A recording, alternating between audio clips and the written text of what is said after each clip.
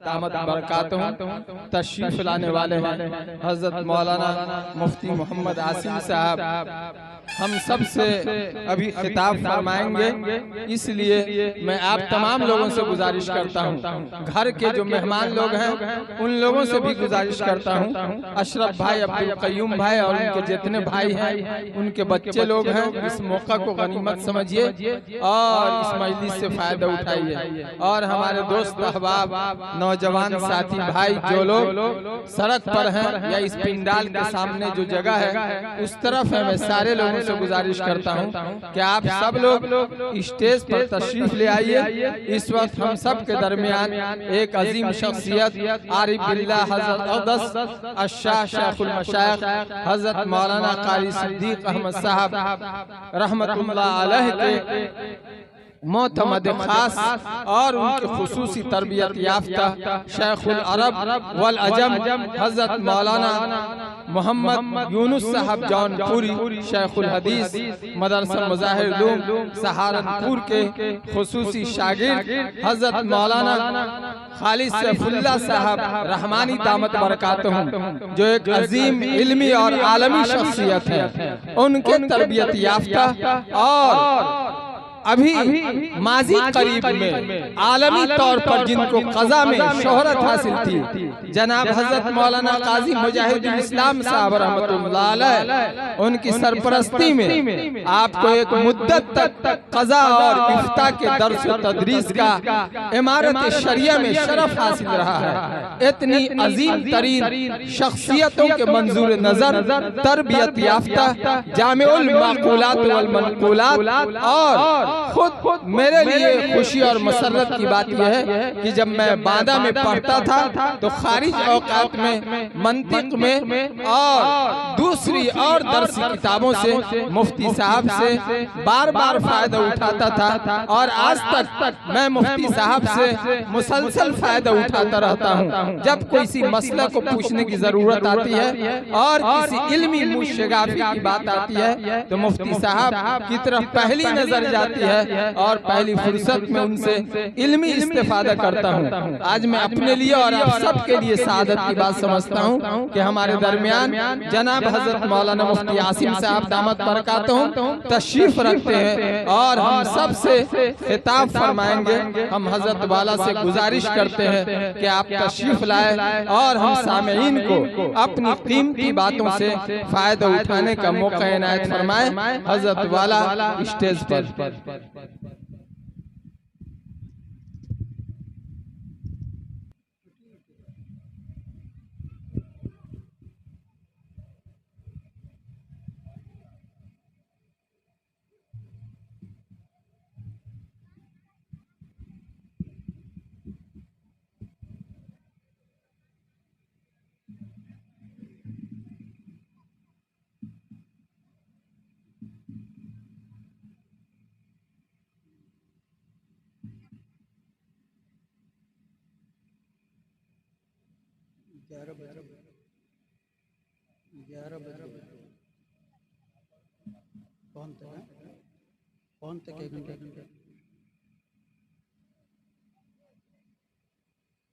الحمدللہ کفا والسلام علی عبادہ الذین اصطفى اما بعد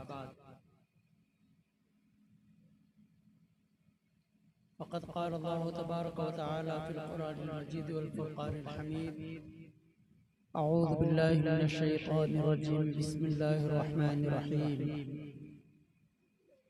ان الدین عند اللہ الاسلام وقال اللہ تعالی فی موضع آخر ومن يبتغي غير الإسلام دينا فلن يقبل منه صدق اللہ مولانا العظیم۔ محترم حضرات، سامعین کرام، اکابر ملت، بزرگوں اور دوستوں، عزیز ساتھیوں،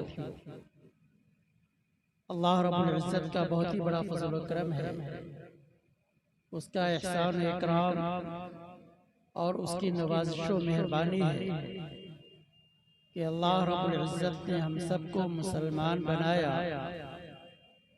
اور نعمت اسلام سے سرفراز فرمایا۔ اللہ رب العزت کی اس عظیم الشان نعمت پر ہم جس قدر بھی اللہ رب العزت کا شکر ادا کریں وہ کم ہے، لیکن اللہ کی طرف سے حکم ہے کہ تم میری نعمتوں کا شکر ادا کرتے رہو تو میں اپنی نعمتوں میں اضافہ فرماتا رہوں گا۔ تو اللہ کی بے شمار نعمتوں میں سے عظیم الشان نعمت کیا ہے؟ یہ کہ اللہ رب العزت نے ہمیں اسلام کی نعمت سے سرفراز کیا۔ ہم لوگ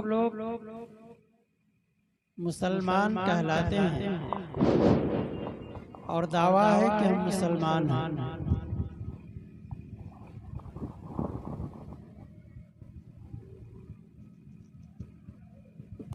ہم اس بات کے مدعی ہیں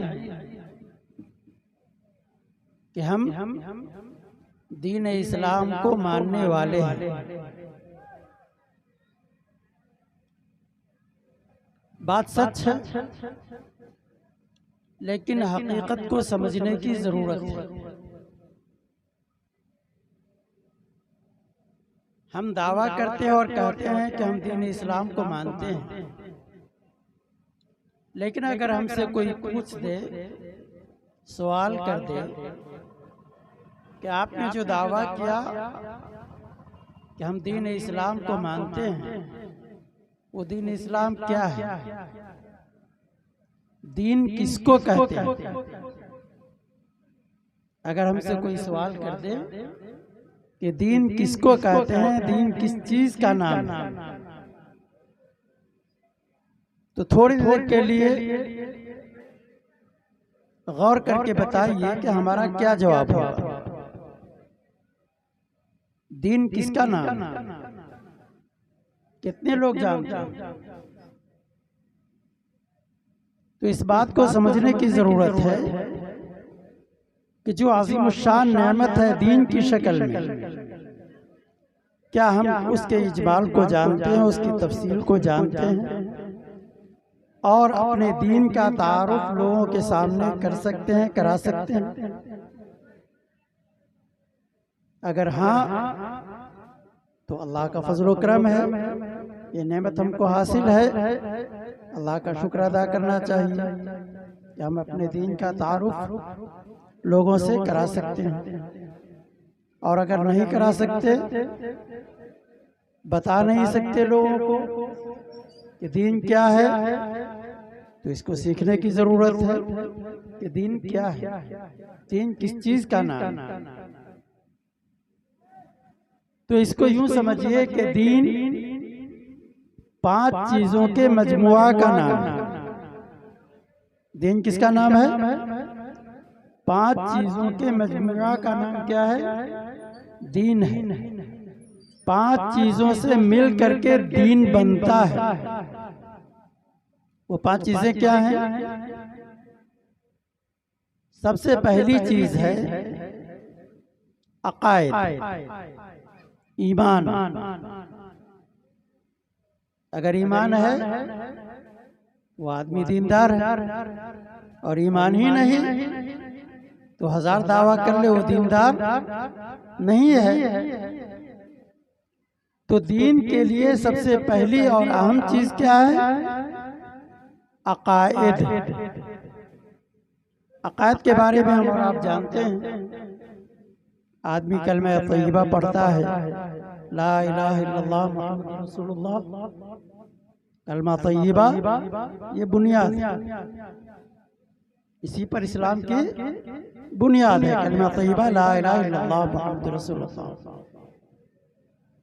تو عقائد میں پہلی چیز تو یہ ہے کہ آدمی کلمہ پڑھے،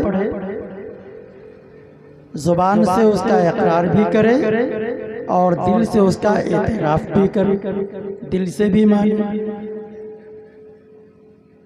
تو یہ کلمہ پڑھے اور اس کے بعد پھر ایمان مجمل ہے، ایمان مفصل ہے، اس میں چیزیں بیان کی گئی ہیں۔ آمنت باللہ کما ہوا باسمائہ وصفاتہ وقبلت جمیع احکامہ۔ اور ایمانی مفصل ہے آمنت باللہ و ملائکتہ و کتبہ و رسلہ والیوم الآخر والقدر خیرہ و شرہ من اللہ تعالی والبعث بعد الموت۔ یہ چھوٹے بچوں کو بھی مکتب میں پڑھایا جاتا ہے، یاد کرایا جاتا ہے، اس کے معنی وغیرہ کی تفصیلات پھر آگے آتی رہتی ہے۔ اور ایک آدمی جب عالم دین بنتا ہے 8 سال 10 سال تک پڑھتا ہے تو ہفتوں کی جماعت میں بھی عقائد کی کتابیں پڑھائی جاتی ہیں۔ اس سے پہلے عقیدۃ الطحاوی پڑھائی جاتی ہے اور اس کے بعد شرح عقائد وغیرہ پڑھائی جاتی ہے۔ اس میں تفصیلات آتی ہیں عقائد کے سلسلے۔ شروع سے دینی تعلیم کا رسالہ یا تعلیم الاسلام سے پڑھایا جاتا ہے اور اخیر تک ساری تفصیلات بیان کی جاتی ہیں۔ تو عقائد یہ پہلی اور بنیادی چیز ہے دین کے لیے۔ دوسری چیز کیا ہے؟ دوسری چیز ہے عبادات۔ عبادات میں ہم اور آپ جانتے ہیں نماز، روزہ، حج اور زکوٰۃ، یہ 5 عبادتیں مشہور عبادتیں ہیں جن کو عام لوگ بھی جانتے ہیں اور سب کو جاننا چاہیے، عمل بھی کرتے ہیں، نمازیں پڑھتے بھی ہیں، تو عمل بھی ہے اور علم بھی ہے۔ تو یہ 5 چیزیں جن میں پہلی کیا ہے؟ عقائد، اور دوسری چیز ہے عبادات، نماز، روزہ، حج اور زکوٰۃ۔ اس کے بعد پھر تیسری چیز آتی ہے معاملات۔ عبادات کی تفصیلات بہت زیادہ ہیں۔ نماز کے کتنے مسائل ہیں، نماز کی کتنی قسمیں ہیں، آپ نمازیں پڑھتے ہیں، فرائض ہیں، واجبات ہیں، سنن ہیں، مستحبات ہیں، نوافل ہیں، یہ سب نماز کی قسمیں ہیں۔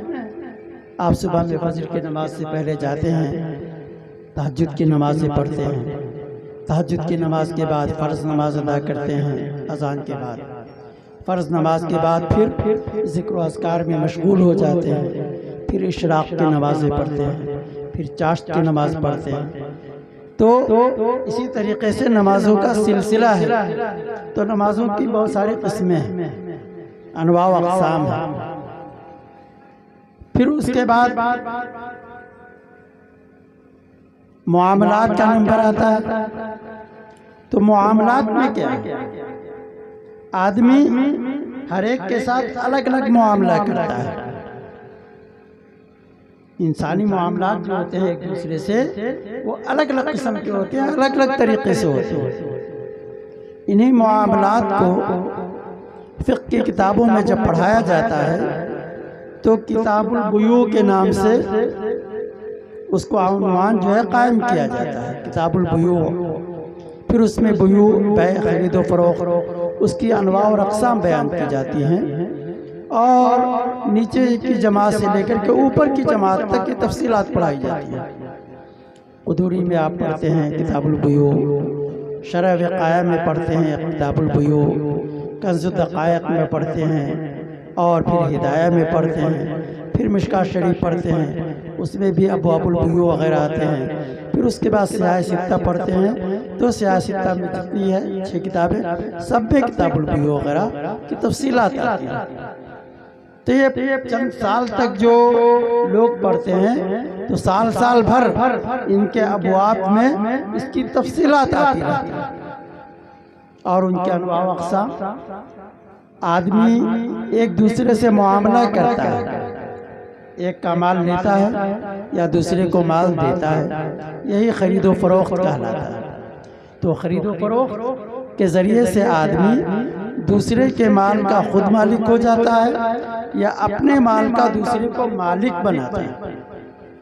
تو اس کی بھی بہت ساری صورتیں ہیں ملکیت کی، کہ آدمی کسی چیز کا مالک کیسے بنتا ہے، اس میں بھی بہت ساری تفصیلات ہیں۔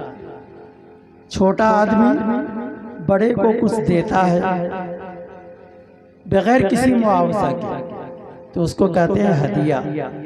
آپ اپنے اکابر کو کہتے ہیں کہ حضرت میری طرف سے یہ ہدیہ ہے، قبول فرما لیجیے، روپیے پیسے کی شکل میں دے، غلہ اناج کی شکل میں دے، یا اور دوسرے سامان کی شکل میں دے۔ تو بغیر معاوضے کے آپ دیتے ہیں، اپنے بڑوں کو پیش کرتے ہیں کہ حضرت یہ قبول فرما لیجئے، اور یہ دینا ہوتا ہے اعزازاً اور اکراماً، عزت اور احترام کی بنیاد پر دیا جاتا ہے۔ اس کو کیا کہتے ہیں؟ ہدیہ۔ اسی لیے حضرت نے اگر قبول کر لیا تو آدمی بہت خوش ہوتا ہے کہ حضرت کو میں نے چھوٹا سا ہدیہ پیش کیا تو حضرت نے قبول فرما لیا، ذرا نوازی فرما لیا۔ تو اعزازاً اور احتراماً اپنے بڑوں کو کچھ دینا یہ ہدیہ کہلاتا ہے۔ بڑا اگر چھوٹے کو دے کچھ مال کی شکل میں ہو، روپے پیسے کی شکل میں ہو، یا کسی اور چیز کی شکل میں ہو، تو اس کو کہا جاتا ہے عطیہ۔ اسی لیے کہا جاتا ہے کہ فلاں بزرگ نے ہم کو یہ عطیہ دیا، ابا نے یہ عطیہ دیا، امی نے یہ عطیہ دیا، استاد نے یہ عطا فرمایا۔ تو بڑا اگر چھوٹے کو دے تو یہ عطیہ کہلاتا ہے، چھوٹا اگر بڑے کو دے تو یہ ہدیہ کہلاتا ہے، بغیر معاوضے کے ہوتا ہے۔ ایک ہی طرف سے ہوتا ہے، دوسری طرف سے کوئی بدلہ اور معاوضہ نہیں ہوتا۔ اور کبھی ایسا ہوتا ہے کہ ہم عمر ایک دوست دوسرے دوست کو کچھ عطا کرتا، کچھ دیتا ہے، تو یہ جو لین دین ہوتا ہے اس کو عربی میں تحفہ کہا جاتا ہے، اور انگریزی میں اسی کو گفٹ کہا جاتا ہے۔ آپ کو گفٹ دیا جاتا ہے، مختلف عید کے موقع پر دیا جاتا ہے، بقرعید کے موقع پر دیا جاتا ہے، یا خوشی کی تقریبات کے موقع پر دیا جاتا ہے، شادی بیاہ وغیرہ کے موقع پر دیا جاتا ہے۔ اس کو کیا کہا جاتا ہے؟ گفٹ کہا جاتا ہے۔ تو دیکھا آپ نے لین دین کا جو طریقہ ہوا، چھوٹے نے بڑے کو دیا تو اس کو ہدیہ کہا گیا، بڑے نے چھوٹے کو دیا تو اس کو عطیہ کہا گیا، اور ایک ہم عمر نے دوسرے ہم عمر کو دیا، ایک دوست نے دوسرے دوست کو کچھ پیش کیا تو اس کو گفٹ اور تحفہ کہا گیا۔ اس میں ایک طرف سے دیا جاتا ہے، دوسری طرف سے کچھ معاوضہ اور بدلہ نہیں ہوتا۔ لیکن آپ دوسری طرف دیکھتے ہیں کہ چور بھی آپ کا مال یا کسی کا مال چرا لیتا ہے، لے لیتا ہے۔ وہاں بھی وہی ہوئی کہ دوسرے کے مال کو اس نے لیا۔ ڈاکو بھی کسی کے مال کو چھین لیتا ہے زبردستی۔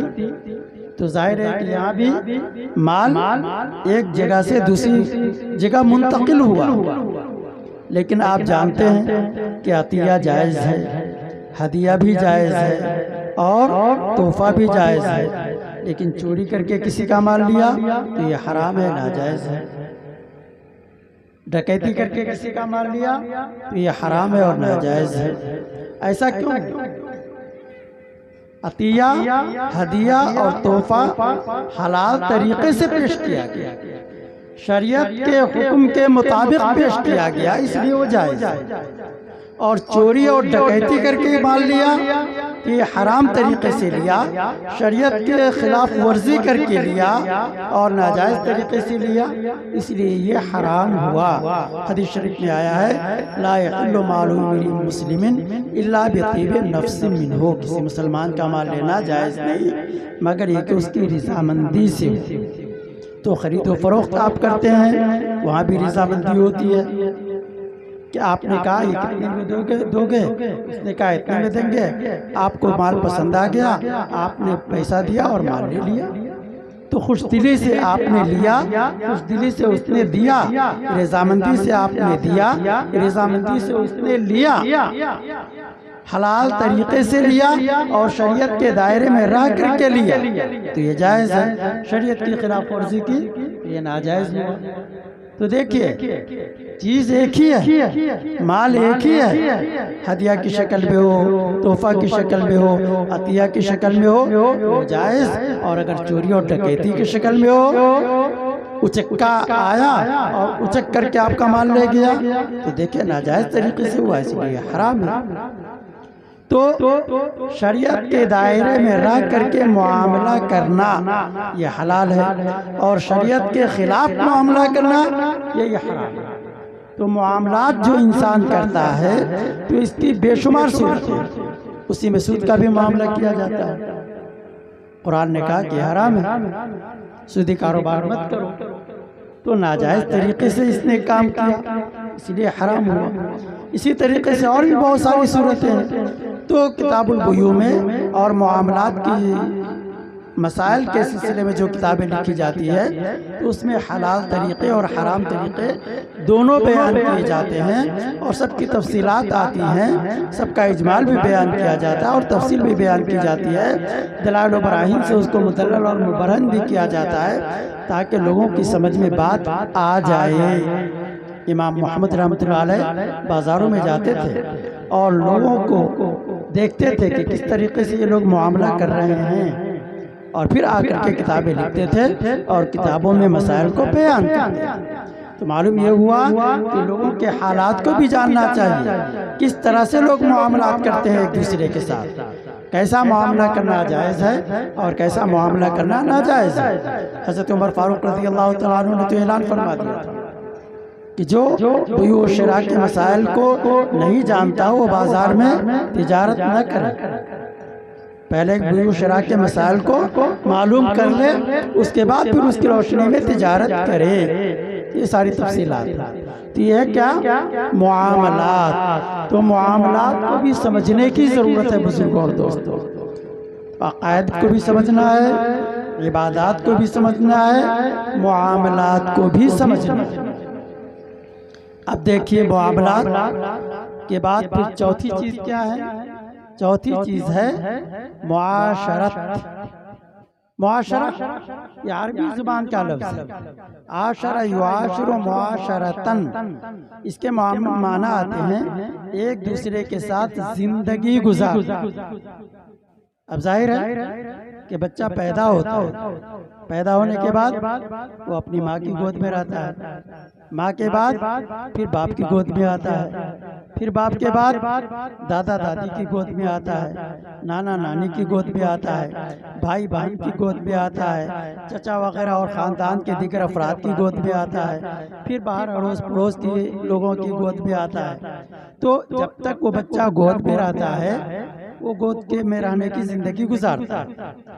اس کے بعد پھر بچہ چلنا سیکھ جاتا ہے، چلتا ہے، اٹھتا ہے، بیٹھتا ہے، پھر گرتا ہے، پھر اٹھتا ہے، چلنا پھرنا جان جاتا ہے، خود چلتا ہے، پھر اس کے بعد دوڑنا سیکھ جاتا ہے، دوڑنے لگتا ہے، پھر اس کے بعد یہاں سے وہاں، وہاں سے وہاں اپنے گھروں میں دوڑتا ہے، گھر سے باہر دروازوں پر، کھیت میں، کھلیان میں دوڑتا ہے، پھر اس کے بعد سڑکوں پر دوڑتا ہے، اس کے بعد پھر یہاں سے دوسری بستی میں جاتا ہے، وہاں دوڑتا ہے، دوسری بستی سے تیسری بستی، ایک شہر سے دوسرے شہر، پھر ایک ملک سے دوسرے ملک میں، امریکہ جاتا ہے، لندن جاتا ہے، جاپان جاتا ہے، انگلستان جاتا ہے، ساری دنیا میں گشت کرتا ہے۔ تو اس بچے کی زندگی کو دیکھیں، جب وہ پیدا ہوا تھا ماں کی گود میں تھا، اس کی زندگی الگ تھی، جب ماں کے پیٹ میں تھا تو اس کی زندگی الگ تھی، ماں کی گود میں آیا تو اس کی زندگی الگ تھی، پھر ماں کی گود سے باہر دوسرے کی گود میں آیا، اس کی زندگی الگ تھی، پھر اس نے چلنا پھرنا سیکھ لیا، اٹھنا بیٹھنا سیکھ لیا، اس کی زندگی الگ ہوئی۔ جیسے جیسے اس کی عمر بڑھتی چلی جاتی ہے، لوگوں سے معاملات کرنے کے دائرے بھی ان کے جو ہے بڑھتے چلے جاتے ہیں، اور معاشرت میں بھی وہ ساتھ پیدا ہوتی چلی جاتی ہے، وہ ماں کے ساتھ بھی زندگی گزارتا ہے۔ تو اس کے اوپر ضروری ہے کہ ماں کے حقوق کو جانے، کہ ماں کا حق کیا ہے بچے کے اوپر، بیٹے کے اوپر، وہ باپ کے ساتھ زندگی گزارتا ہے، تو یہ جاننا ضروری ہے کہ باپ کے حقوق کیا ہیں جو ادا کرنا ہے، والدین کے حقوق کو ادا کرنا یہ ضروری ہے بچے کے اوپر۔ تو جب تک حقوق کو نہیں سمجھے گا کہ حقوق والدین کیا ہیں، تب تک وہ حقوق والدین کو ادا کیسے کرے گا؟ تو حقوق والدین کا جاننا بھی ضروری ہے تاکہ اس کے مطابق آدمی کیا کرے، عمل کر سکے۔ پھر اس کے بعد خاندان کے جو دوسرے افراد ہیں ان کے ساتھ حقوق ہیں، اور بہت سارے حقوق ہیں۔ اس کے بعد پھر پڑوسیوں کے حقوق ہیں، اور اس پڑوس کے جو لوگ ہوتے ہیں ان کے حقوق بھی ہیں ان کے اوپر. ظاہر ہے کہ ایک پڑوسی کا دوسرے پڑوسی پر حق ہوتا ہے، حق کو ادا کرنا ضروری ہے. اور حضور اکرم صلی اللہ علیہ وسلم نے ارشاد فرمایا کہ حضرت جبریل علیہ السلام نے پڑوسیوں کے اتنے حقوق بیان کیے کہ مجھے یہ اندیشہ ہونے لگا کہ کہیں ایسا نہ ہو کہ ایک پڑوسی کی وراثت میں دوسرے پڑوسی کا حق جو ہے یہ مقرر کر دیا جائے. پڑوسیوں کے بھی حقوق ہوتے ہیں کہ ایک پڑوسی دوسرے پڑوسی کو کیسے خوش رکھے گا، اور اگر اس کو تکلیف ہو تو تکلیف سے کیسے بچائے گا، اور خود ان کی تکلیف سے کیسے بچے گا. یہ ساری کی ساری تفصیلات کو جاننے کی ضرورت ہے. آج ہم لوگوں کا کیا معاملہ ہے اس کو آپ جان سکتے ہیں، پہچان سکتے ہیں، دیکھ سکتے ہیں، اپنی آنکھوں سے اس کا تماشا دیکھ سکتے ہیں کہ لوگوں کے ساتھ ہمارے کیسے برتاؤ ہوتے ہیں، اور کیسے ہم تعلقات لوگوں کے ساتھ استوار کرتے ہیں، اور کیسے ہمارے تعلقات بگڑتے ہیں.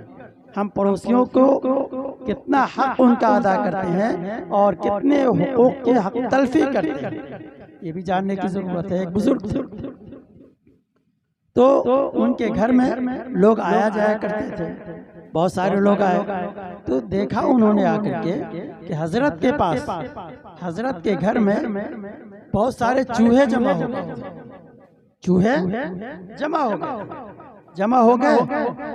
کوئی آ کر کے حضرت کے کپڑے کو کاٹ دیتا تھا، کوئی چوہا حضرت کے بستر کو خراب کر دیتا تھا، کوئی حضرت کے گھر میں رکھے ہوئے غلے اور اناج کو کھا جاتا تھا. غرضے کے یہ چوہے بہت زیادہ پریشان کرتے تھے حضرت کو. تو ایک آدمی نے جو ان کی خدمت میں آیا کرتے تھے انہوں نے کہا کہ حضرت یہ سارے کے سارے چوہے جو آپ کے گھر میں ہیں یہ آپ کو بہت پریشان کرتے ہیں، اگر اجازت مرحمت فرما دیجئے تو میں ان کا علاج کر دوں. تو کہا کیا علاج کرو گے؟ تو کہا کوئی علاج کرنے کی ضرورت نہیں ہے، ہمارے گھر میں ایک بلی ہے، بس اس کو لا کر کے آپ کے گھر میں رکھ دیتا ہوں، پھر دیکھیے چوہوں کا تماشا. سارے چوہے ایک ایک کر کے دم دبا کر کے ایسے بھاگیں گے کہ زندگی میں پھر کبھی آپ کے گھر میں نہیں آئیں گے. تو حضرت نے کہا خبردار ایسا مت کرنا، یہ گناہ کا کام. اس نے کہا حضرت ایسا کیوں؟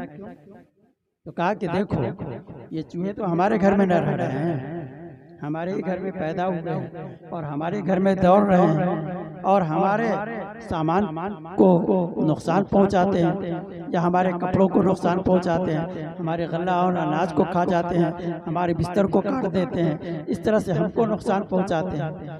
اب تم بلی لے کر کے آؤ گے تو ظاہر ہے کہ مجھ کو تو سکون مل جائے گا کہ میرے گھر سے چوہے کا وجود ختم ہو جائے گا.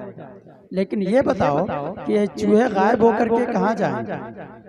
کوئی دائیں کھڑکی سے کود کر کے بھاگے گا بلی کو دیکھ کر کے تو دائیں طرف کے پڑوسی کے گھر میں گھسے گا، کوئی بائیں طرف دم دبا کر کے بھاگے گا تو بائیں طرف کے پڑوسی کے گھر میں گھسے گا، کوئی اگلے کھڑکی سے دم دبا کر کے بھاگے گا کود کر کے تو اگلے پڑوسی کے گھر میں داخل ہوگا، کوئی پچھلی کھڑکی سے بھاگے گا تو پچھلے جو گھر ہیں پڑوسیوں کے اس میں جائے گا. تو بتاؤ میں تو سکون حاصل کر لوں گا، مجھ کو تو سکون مل جائے گا، لیکن میرے جو چاروں طرف کے پڑوسی ہیں ان کی نیند حرام ہو جائے گی، ان کی نیند حرام ہو جائے گی. آج وہ ہمارے کپڑوں کو کاٹتے ہیں، کل وہ ہمارے پڑوسیوں کے کپڑوں کو کاٹیں گے. آج وہ ہمارے غلے اور اناج کو کھا جاتے ہیں، کل وہ ہمارے پڑوسیوں کے غلہ اور اناج کو کھا جائیں گے. آج وہ ہم کو تکلیف پہنچا رہے ہیں، کل ہمارے پڑوسیوں کو تکلیف پہنچائیں گے. تو مجھ کو یہ برداشت نہیں ہے کہ میں تو سکون کے ساتھ رہوں، آرام سے اور چین کی زندگی گزاروں اور میرے پڑوسی پریشان ہوں، یہ مجھے برداشت نہیں. جانتے ہو حضور اکرم رحمت عالم سرور عالم فخر دو عالم صلی اللہ تعالی علیہ وسلم نے ایک مرتبہ قسم کھا کر کے فرمایا واللہ لا الہ، خدا کی قسم وہ مومن نہیں. پھر فرمایا واللہ لا الہ، خدا کی قسم وہ آدمی مومن نہیں. پھر فرمایا واللہ لا الہ، خدا کی قسم وہ آدمی مومن نہیں. صحابہ نے حیرت و استعجاب سے پوچھا یا رسول اللہ صلی اللہ علیہ وسلم وہ کون بدنصیب آدمی ہے جو مومن نہیں؟ فرمایا من لا یامن جارہ بوائقہ، وہ شخص جس کے پڑوسی اس کے ایذا رسانیوں سے محفوظ نہ ہو، وہ آدمی مومن نہیں، وہ آدمی مومن نہیں، وہ آدمی مومن نہیں۔ اب بتلائیے، محمد رسول اللہ صلی اللہ علیہ وسلم قسم کھا کر کے فرماتے ہیں، 3 مرتبہ قسم کھا کر کے فرمایا کہ وہ آدمی مسلمان نہیں جو اپنے پڑوسیوں کو تکلیف پہنچاتا ہو، وہ آدمی مسلمان نہیں جو اپنے پڑوسیوں کو پریشان کرتا ہو، وہ آدمی مسلمان نہیں جو اپنے پڑوسیوں کی ایذا رسانی کرتا ہو۔ تو اب بتلائیے کہ ہم لوگ اپنے پڑوسیوں کو کتنا ستاتے ہیں، کتنا پریشان کرتے ہیں۔ وہ ہر آدمی اپنے چاروں طرف کے پڑوسیوں سے پوچھ کر کے دیکھ لے، معلوم کر کے دیکھ لے، ان کا جینا حرام کر دیتے ہیں۔ ایسے تکلیف پہنچائیں گے، ویسے تکلیف پہنچائیں گے، ویسے تکلیف پہنچائیں گے، ویسے تکلیف پہنچائیں گے۔ تکلیف پہنچانے کی بہت ساری صورتیں ہیں، تو ایسا طریقہ اختیار مت کیجیے جس سے پڑوسیوں کو تکلیف ہو۔ تو فرمایا کہ اگر تم کو چوہے کو ہی ختم کرنا ہے تو چوہے دانی لے آؤ، چوہے دانی میں چوہے کو پھنسا دو، بند کر کے جنگل میں جا کر کے چھوڑ دو، کہیں اگر زندہ ہو تو وہاں اپنی وہ زندگی گزارے گا، اور مر گیا تو خسکم جہاں پاک، سب لوگ محفوظ ہو گئے۔ تو اس طرح سے ایسا عمل کرنا چاہیے جس سے آدمی خود بھی محفوظ رہے تکلیف سے، اور اپنے پڑوسیوں کو بھی تکلیف سے محفوظ کرے۔ لیکن ہم کیا کرتے ہیں؟ اپنے گھر کو صاف کرتے ہیں، بالکل آئینے کی طرح چمکا دیتے ہیں گھر کو، گھر کے ہر فرش کو صاف کرتے ہیں، ایک ایک تنکا کو جمع کرتے ہیں، لیکن وہ کوڑا کرکٹ جو جمع ہوتا ہے کوڑے دان میں، وہ کہاں ڈالتے ہیں؟ بس فلاں کے گھر کے سامنے ڈال دیا، فلاں کے گھر کے سامنے ڈال دیا۔ اگر یہ اندیشہ ہوا کہ فلاں آدمی دیکھ لے گا، تماچا مارے گا یا لاٹھی ڈنڈے برسائے گا، تو انتظار کرتے ہیں کہ رات میں ڈال دیں گے اس کے گھر کے سامنے۔ پڑوسی نہیں دیکھ رہا ہے، لیکن پڑوسی کا پروردگار تو دیکھ رہا ہے نا، کیا وہ بھی عذاب نہیں دے گا؟ پڑوسی کے لاٹھی ڈنڈے سے بچ گئے تو اللہ کے عذاب سے بھی بچ جائیں گے؟ نہیں بزرگوں اور دوستو، پڑوسیوں کی ایذا رسانی سے خود بھی بچیے اور اوروں کو بھی بچائیے۔ تو یہ حقوق ہے بزرگوں اور دوستو کہ آدمی لوگوں کے حقوق کو ادا کرتا ہے، اور حقوق کو ادا کرنا یہ بھی دین میں داخل ہے۔ تو آدمی کے معاملات ہوتے ہیں اور معاشرات ہوتے ہیں، کیسے زندگی آپ گزاریں گے؟ بچہ جب بڑا ہوتا ہے، عاقل بالغ ہو جاتا ہے، تو پھر اس کی شادی ہو جاتی ہے، شادی ہوتی ہے، نئی نویلی دلہن آتی ہے گھر میں، تو اب بیوی کے حقوق شروع ہو گئے۔ تو شوہر کے لیے یہ ضروری ہے کہ یہ جانے کہ بیوی کے کیا حقوق ہیں، اور بیوی کے لیے یہ ضروری ہے کہ وہ یہ جانے کہ شوہر کے کیا حقوق ہیں۔ تو بیوی شوہر کے حق کو جانے گی تو شوہر کے حقوق کو ادا کرے گی، شوہر بیوی کے حق کو جانے گا تو پھر شوہر جو ہے بیوی کے حقوق کو ادا کرے گا، اور دونوں خاندان ایک دوسرے کے حقوق کو ادا کریں گے۔ اسی لیے محمد رسول اللہ صلی اللہ علیہ وسلم نے ارشاد فرمایا کہ عورتوں سے جو نکاح کیا جاتا ہے تو 4 چیزیں ہوتی ہیں اس میں، تنکح المرأة لأربع، لمالها ولجمالها ولحسبها ولدينها۔ کوئی مال کی وجہ سے شادی کرتا ہے، فلاں لڑکی سے شادی کریں گے تو مال زیادہ آئے گا، اور مال آئے گا تو عیش و آرام کی زندگی گزاریں گے۔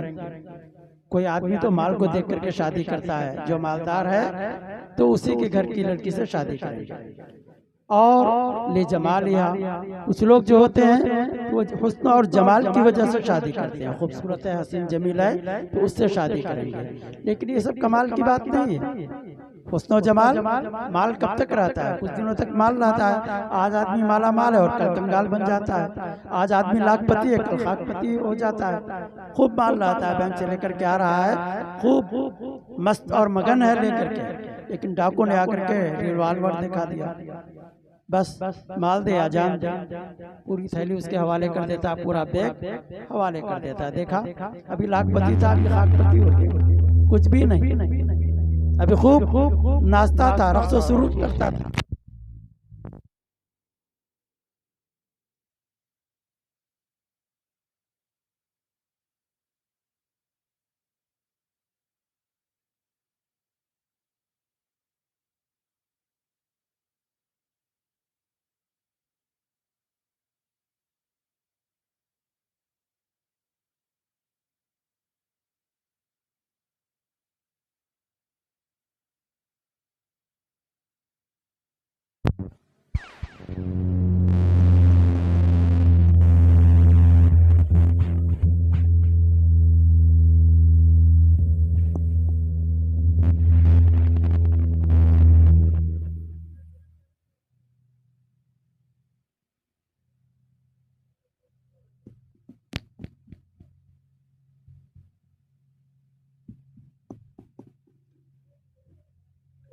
لمالها ولجمالها ولحسبها ولدينها فاظفر بذات الدین تربت یدا. تو فرمایا کہ مال کی وجہ سے اور کچھ لوگ جمال کی وجہ سے شادی کرتے ہیں. تو حسن و جمال بھی کوئی ہمیشہ رہنے والی چیز نہیں ہے. ابھی ایک آدمی خوبصورت ہے لیکن چہرے پر اگر دانے پڑ گئے, چیچک نکل گیا, تو پھر دیکھیں زندگی بھر منہ چھپاتا پھرتا ہے. کسی نے تیزاب ڈال دیا یا جل گیا تو سفید داغ بن جاتے ہیں. چہرہ ایسا بدنما ہو جاتا ہے کہ آئینے میں دیکھ کر کے خود انسان ڈرنے لگتا ہے. تو جس حسن و جمال پر اس کو ناز تھا, غرور تھا, گھمنڈ تھا, تکبر تھا, وہ حسن و جمال کہاں گیا؟ سب ختم, سب ختم, سب ختم. ایک لڑکی تھی, تھوڑی سی پڑھ لی, اس کے بعد جہاں سے بھی رشتہ ہے کہتی تھی نہیں یہ رشتہ مجھے پسند نہیں, یہ رشتہ مجھے پسند نہیں, یہ رشتہ پسند نہیں, یہ رشتہ پسند نہیں. سارے رشتوں کا اس نے انکار کیا. بہت سارے اچھے اچھے رشتے آئے تھے, سب کا اس نے انکار کیا. اس کے بعد اتفاق ایسا ہوا کہ اس کا چہرہ جل گیا, آگ میں گر گئی. کہیں آگ لگی ہوئی تھی چولہے وغیرہ کے پاس, وہیں گر گئی. اب گر گئی تو چہرہ جل گیا. اب آدھا چہرہ سفید ہے اور آدھا چہرہ کالا ہے, سیاہ ہے, توے کی طرح. اب اس کے بعد اس کے لیے رشتے تلاش کیے جا رہے ہیں. اب سارے لوگ انکار کر رہے ہیں, جیسی کرنی ویسی بھرنی, نہ مانے تو کر کے دیکھ, جنت بھی ہے دوزخ بھی ہے, نہ مانے تو مر کے دیکھ. تو دیکھا آپ نے, اس نے سارے اچھے اچھے رشتوں کا انکار کیا, تو سزا کیسی ملی؟ اب معمولی رشتہ بھی تو ایسا عمل نہیں کرنا چاہیے جس سے تکبر ٹپکے یا گھمنڈ ٹپکے. یہ عارضی چیز ہے.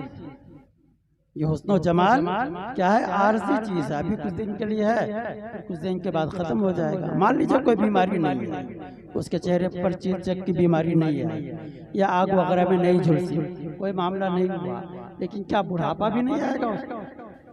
اگر اس کو مل جائے 100 سال کی بھی عمر, تو جس طرح سے 18 سال اور 20 سال کی عمر میں چہرہ چمک رہا تھا, بڑھاپے میں بھی ویسی چمکے گا.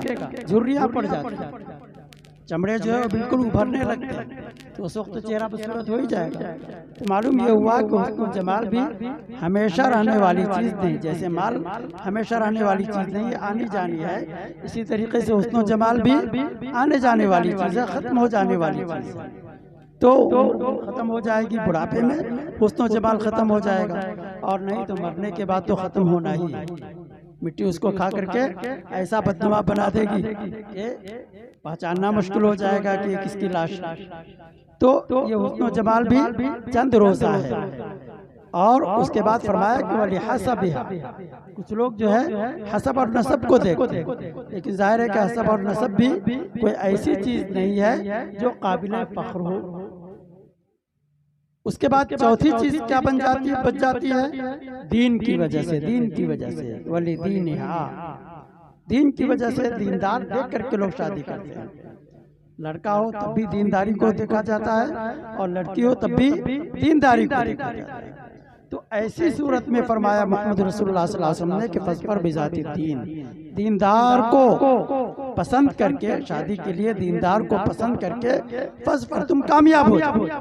یعنی دیندار کو اگر تم پسند کرو گے تو کامیاب ہو جاؤ گے, دنیا میں بھی کامیاب رہو گے. اس لیے کہ شوہر اگر دیندار ہوگا تو لڑکی اور لڑکی کے گھر والوں کے حقوق کو ادا کرے گا, اور لڑکی اگر دیندار ہوگی تو پھر اس کے شوہر اور اپنے شوہر کے خاندان والوں کے حقوق کو ادا کرے گی, کسی کو تکلیف نہیں پہنچائے گی, سب کو راحت اور آرام پہنچائے گی. تو اسی لیے فرمایا کہ فَاظْفَرْ بِذَاتِ الدِّین, دینداری کو ترجیح دو, اور دینداری کو ترجیح دے کر کامیابی حاصل کر لو. تو دینداری کو ترجیح دینی چاہیے. محمد رسول اللہ صلی اللہ علیہ وسلم نے اپنے بچیوں کی شادی کی، حضور صلی اللہ علیہ وسلم نے خود 11 شادیاں کی۔ ہم لوگ ایک شادی اگر کرتے ہیں تو اسے مصیبت کا پہاڑ سر پر نازل ہو جاتا ہے، حق ادا نہیں کر پاتے۔ دلہن گھر میں آتی ہے، بس کٹائی پٹائی شروع، اور اس کے بعد پھر بڑھاپے تک زندگی اگر چل گئی تو چل گئی، نہیں تو درمیانی میں دونوں کا رشتہ ٹوٹ جاتا ہے۔ ایسا کیوں ہوتا ہے؟ یا تو یہ اس کا حق ادا نہیں کرتا یا یہ اس کا حق ادا نہیں کرتی۔ تو دونوں کے حقوق کو اگر ادا کرتے رہیں گے تو پھر کبھی اختلاف کا شکار نہیں ہوگا آدمی، اور کبھی انبن کی نوبت نہیں آئے گی، نہ اتفاقی اور چپقلش کی نوبت نہیں آئے گی۔ تو حقوق کو ادا کرنا ہے۔ تو بیوی کے حقوق ہیں، شوہر کے حقوق ہیں۔ محمد رسول اللہ صلی اللہ علیہ وسلم نے 11 شادیاں آ کر کے بتا دی کہ دیکھو حقوق کیسے ادا کی جاتے ہیں۔ آپ صلی اللہ علیہ وسلم نے 11 بیویوں کے حقوق کو ادا کیا تھا، اور 11 بیویوں نے صلی اللہ علیہ وسلم کے حق کو ادا کیا تھا۔ تو اس طرح سے حق ادا کر کے دکھا دیا۔ ان کی زندگی پڑھی ہے، ان کی سیرت پڑھی ہے، ازواج مطہرات کی ایک ایک پر ایک ایک کتابیں لکھی گئی ہے، اور ان کے اوپر مضامین لکھے گئے ہیں، عربی اور ہر زبان میں لکھی گئی ہے، سب تفصیلات ہیں بزرگوں اور دوستوں۔ تو دینداری کو ترجیح دو۔ یہ کیا ہے؟ معاشرہ۔ تو بیوی جب گھر میں آتی ہے یا شوہر جب سسرال جاتا ہے تو دونوں کے ایک دوسرے پر کیا ہیں؟ حقوق ہیں۔ تو حقوق کو ادا کرنے کی بھی ذمہ داری دی گئی ہے انسانوں کے اوپر۔ تو حقوق کی ادائیگی کب ہوگی؟ جب حقوق کا علم ہوگا۔ اسی لیے کہا گیا کہ علم کو حاصل کرو۔ تو معاشرات ہیں۔ تو کتنی چیزیں ہو گئی؟ دین 5 چیزوں کے مجموعے کا نام ہے۔ پہلی چیز کیا ہے؟ عقائد۔ دوسری چیز ہے عبادات۔ تیسری چیز ہے معاملات۔ چوتھی چیز کیا ہے؟ معاشرات۔ اور پانچویں ایک آخری چیز رہ گئی، اخلاق۔ اخلاق کیا چیز ہے؟ اندر کی چیز ہے، ایک ہے ظاہر کی چیز ہے۔ آپ اپنے ظاہر کو خوب سجاتے ہیں، خوب سنوارتے ہیں، خوب آراستہ اور پیراستہ کرتے ہیں، بہت خوبصورت بناتے ہیں، دلکش، دل فریب، پرکشش اور دیدہ زیب بناتے ہیں، چہرے کو چمکاتے ہیں، نہاتے ہیں تو صابن وغیرہ سے نہاتے ہیں تاکہ میل کچیل دور ہو جائے، تیل وغیرہ لگاتے ہیں، اور بال وغیرہ میں شانہ کرتے ہیں، کنگھی وغیرہ کرتے ہیں، اور خوبصورت لباس زیب تن کر کے پھر یہاں سے جاتے ہیں تاکہ معاشرہ میں لوگ آپ کو اچھا کہیں اور آپ سب کو اچھا لگیں۔ اچھے لگتے ہیں، بہت اچھا ہے۔ تو یہ کیا ہے؟ ظاہر کو آپ نے سنوار لیا، راستہ کر لیا۔ تو ظاہر کی چیز جو ہوتی ہے وہ تو ہر آدمی دیکھتا ہے، لیکن کچھ چیزیں وہ ہے جو باطن کی ہے، اندر کی چیزیں، وہ اندر کی بیماری ہوتی ہے، روح کی بیماری ہوتی ہے، دل کی بیماری ہوتی ہے، اندر کی چیز ہوتی ہے جو ہر آدمی نہیں سمجھ پاتا۔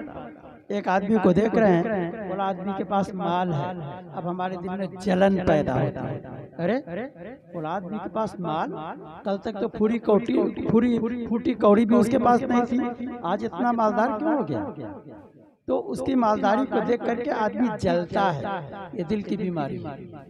اخلاق کی بربادی، اخلاق کی خرابی، اس کے اخلاق اچھے نہیں ہوئے، کسی کو دیکھا مکان بنا لیا، اب اس کی بلڈنگ کو دیکھ کر کے جلن پیدا ہو رہی ہے، ارے اس کے پاس تو پیسے نہیں تھے، جھوپڑی بنانے کے پیسے نہیں تھے، کھوپڑی بنانے کے پیسے نہیں تھے، اس نے عالیشان مکان کیسے بنا لیا، یہ بنگلہ اور کوٹھی کیسے بنا لیا؟ دل میں حسد اور جلن پیدا ہوتی ہے کہ اس کو کیسے اتنا مال مل گیا۔ کسی کو دیکھا کہ اس کے پاس اچھی دکان ہے تو دیکھتا ہے بہت زیادہ اس کو نفع ہو رہا ہے، بہت زیادہ فائدہ ہو رہا ہے، اب اس کو دیکھ کر کے دل میں جلن پیدا ہوتی ہے، اڑھن پیدا ہوتی ہے، گھٹن ہوتی ہے، دل میں چین نہیں، سکون نہیں، اطمینان نہیں، راحت نہیں۔ یہ سب کیا ہے؟ اندر کی بیماری ہے۔ کسی کو دیکھ کر کے حسد کرنا، کسی کو دیکھ کر کے جلنا، کسی کو دیکھ کر کے دل میں اڑھن اور چبھن پیدا ہو جانا، ظاہر ہے کہ یہ سب اخلاق کی بیماری ہے، یعنی اندر کی بیماری ہے، اخلاق کی خرابی۔ تو یہ سب کیا چیزیں ہیں؟ اخلاقی برائیاں ہیں۔ تو اخلاق کیا ہے؟ اندر کی چیزیں ہیں کہ جس طرح ہمارا ظاہر صاف ہے ایسی ہمارا دل بھی بالکل صاف شفاف ہو، ہمارے دل کے اندر کینہ نہ ہو، ہمارے دل کے اندر حسد نہ ہو، ہمارے دل کے اندر جلن نہ ہو، اور ہمارے دل کے اندر کڑھن نہ ہو، کسی کی خوبی کو دیکھ کر کے بے چینی پیدا نہ ہو۔ اگر کبھی دیکھتے ہیں کسی کے پاس مال ہے یا کمال ہے، جمال ہے، آپ دعا کیجئے اللہ تعالیٰ سے، آپ کو بھی اللہ رب العزت مال عطا فرمائے۔ اللہ سے دعا کیجئے، اللہ تو علی کل شیء قدیر ہے، ساری دنیا کو دیتا ہے، ہم کو بھی عطا فرما دے۔ مناسب سمجھے گا اللہ تعالیٰ تو آپ کو بھی دے دے گا. تو اس طرح اور ملتا ہے دعا کرنے سے, اللہ سے مانگنے سے ملتا ہے. آج نہیں تو کل نہیں تو کل کے بعد ملے گا انشاءاللہ, لیکن ضرور ملے گا, دنیا میں نہیں تو آخرت میں ملے گا. تو یہ اللہ سے دعا کرنا چاہیے, مانگنا چاہیے, لیکن جلنا نہیں چاہیے کہ مجھ کو اگر نہیں ملا تو فلاں کو بھی نہیں ملا, مجھ کو نہیں ملا تو میرے فلاں بھائی کو نہ ملے, مجھ کو اگر نہیں ملا تو فلاں پڑوسی کو نہیں ملے, مجھ کو اگر نہیں ملا تو فلاں آدمی کو نہیں ملے.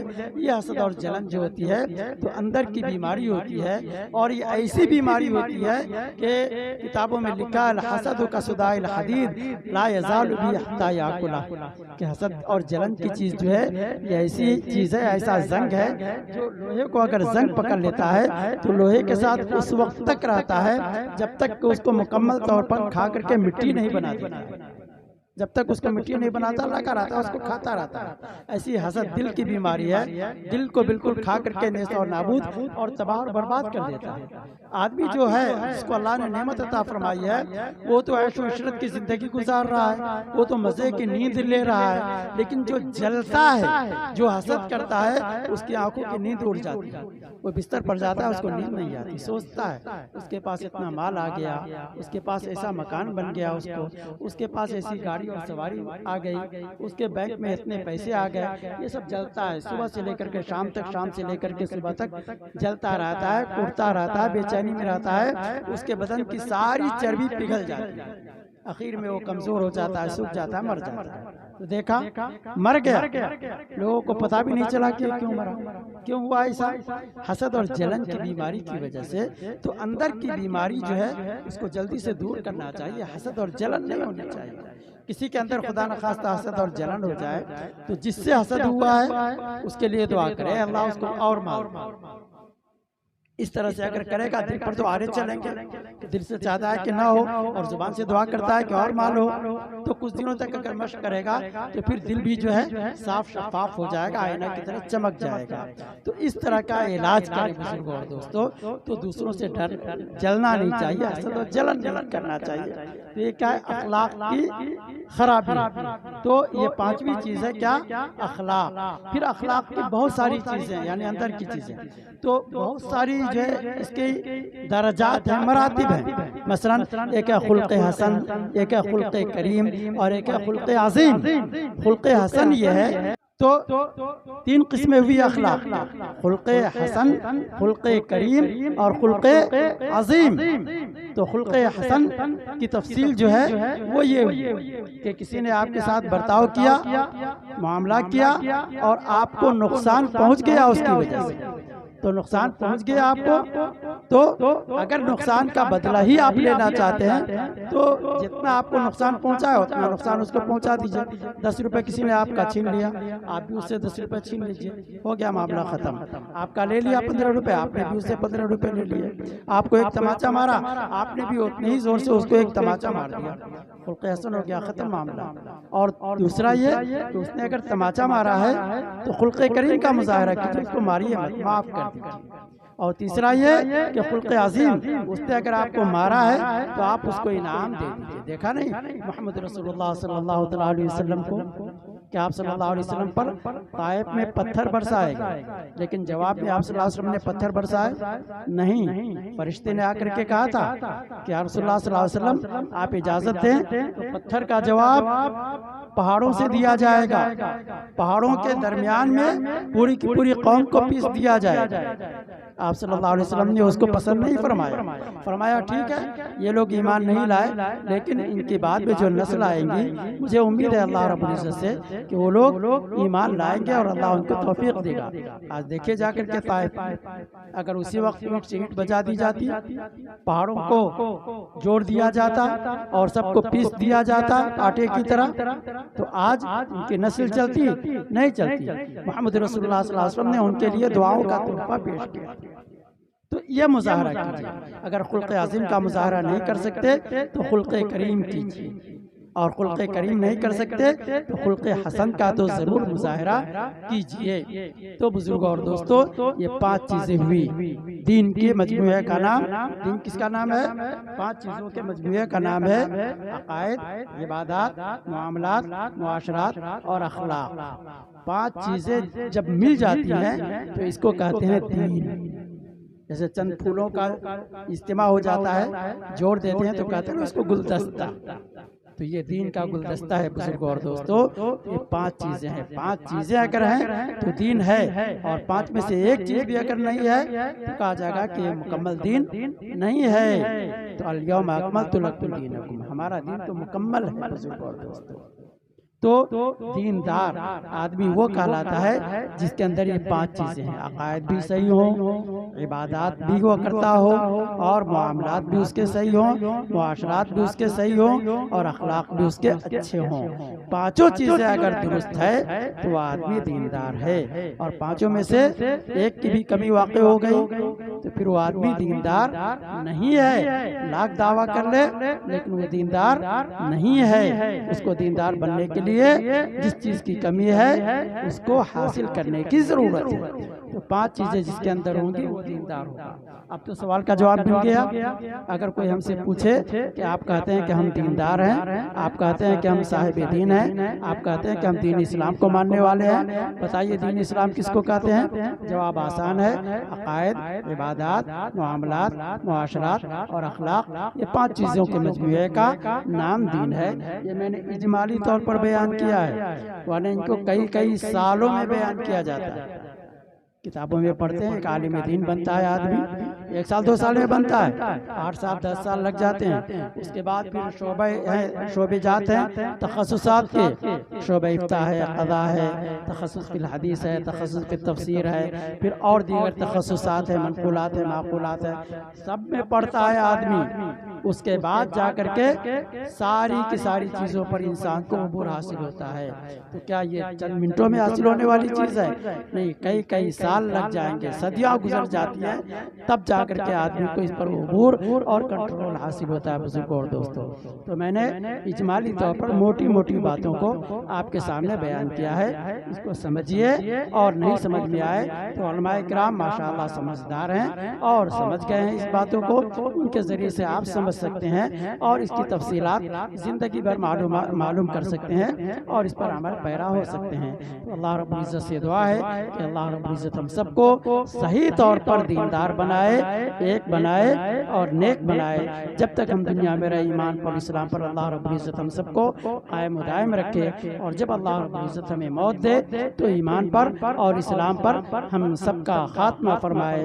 چونکہ وقت کا دامن تنگ ہے، مختصر سا وقت تھا، اس لیے میں نے آپ حضرات کے سامنے ٹوٹے پھوٹے انداز میں بیان کیا۔ اس کو میں زرق برق انداز میں بھی بیان کر سکتا تھا اگر صرف علماء کا مجمع ہوتا، لیکن ظاہر ہے کہ الفاظ جو ہے وہ آبشار کی طرح برستے، لیکن عوام کے دل و دماغ اور فکر و خیال میں بات نہیں اترتی۔